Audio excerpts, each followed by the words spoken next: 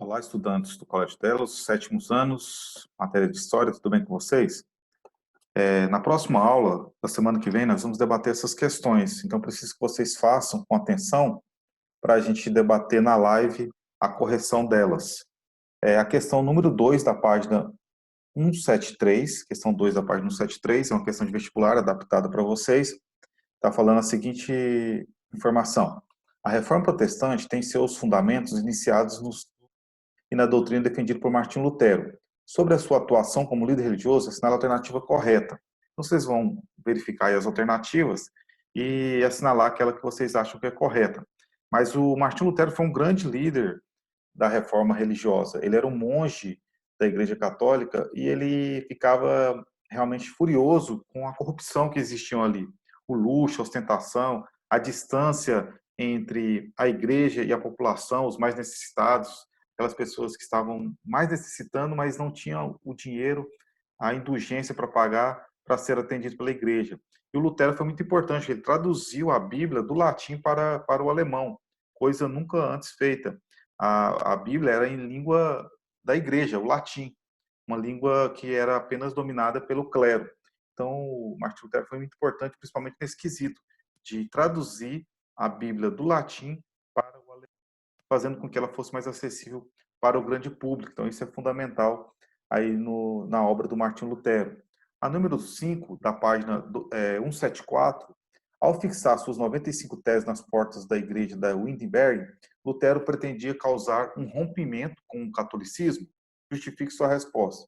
Inicialmente, ele não queria esse rompimento, ele queria uma reflexão, ele queria debater a venda de indulgências, a corrupção, o luxo, a ostentação da igreja, a distância do clero com a população mais carente. Então, ele queria debater, ele não queria romper, ele queria debater. Apesar que depois que ele criou essas 95 teses, foi muito polêmico e ocasionou uma radicalização. Muitas pessoas querendo sair da igreja e a igreja também querendo que ele fosse excomungado. A questão número 6 da mesma página, 174. Assinale a alternativa incorreta a respeito dos princípios doutrinários do luteranismo. Aí vocês vão ter que retomar a leitura do capítulo e lá na parte fundamentos do luteranismo e verificar qual das alternativas é incorreta. Na próxima semana, nós vamos fazer uma live e eu vou debater as respostas dessas questões. Então, fique atento, faça uma leitura, não chute, retome o capítulo, faça uma leitura para poder fixar o conteúdo. Aí as próximas questões agora é da página 175. Acompanhe com atenção. É uma questão da FGV, lá de São Paulo, e está falando da seguinte maneira.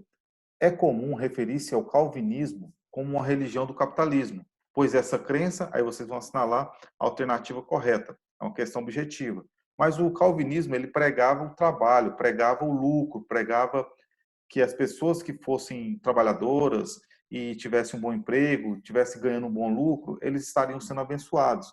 Então, o calvinismo, ele vem de encontro com a doutrina da prosperidade. Então, quanto mais próspera a pessoa estava, mais ela estava abençoada, diferentemente do que a Igreja Católica pregava, o lucro, a usura, a ostentação era pecado, era proibido pela Igreja. O calvinismo, muito pelo contrário, vamos ser prósperos, vamos lucrar, vamos ser abençoados financeiramente. Então, a doutrina calvinista pregava o trabalho. É até uma doutrina que vai de encontro ao capitalismo. Uma questão da Mackenzie, São Paulo, página 176. O ato de supremacia promulgado em 1534 pelo monarca inglês Henrique VIII foi decisivo para... Aí vocês vão estar lendo o capítulo, retomando lá a parte que fala do anglicanismo, para poder responder essa questão. Então, o ato de supremacia foi importante para uma ruptura da igreja inglesa com a igreja católica. A igreja inglesa é a igreja anglicana, aquela igreja que tem elementos do catolicismo e do protestantismo. Tem padre, mas o padre pode casar. A igreja é mais liberal em alguns aspectos. Então, vamos ler lá com atenção o ato de supremacia e assinalar a questão correta. Na página 177, para a gente concluir essas atividades para a próxima semana, explique os principais objetivos da contra-reforma adotada pela Igreja Católica. A Igreja Católica, depois da reforma luterana, da reforma protestante, da reforma anglicana e da reforma calvinista, ela passou por uma perda muito grande de membros. Então, ela tinha que responder isso com a Contra-Reforma. Então, a Contra-Reforma, ela atacava o protestantismo, ela buscava fazer uma autocrítica, e principalmente na questão da indulgência e a venda de cargos eclesiásticos, mas reafirmando as doutrinas da Igreja Católica. Ela fez uma certa autocrítica em alguns aspectos, mas os principais elementos da Igreja Católica continuaram fixados na doutrina desta igreja. Então, acabou que ela fez uma breve autocrítica, mas continuou com os seus principais fundamentos debatidos lá no Concílio de Trento, que a gente viu no capítulo. Então, essas são as questões.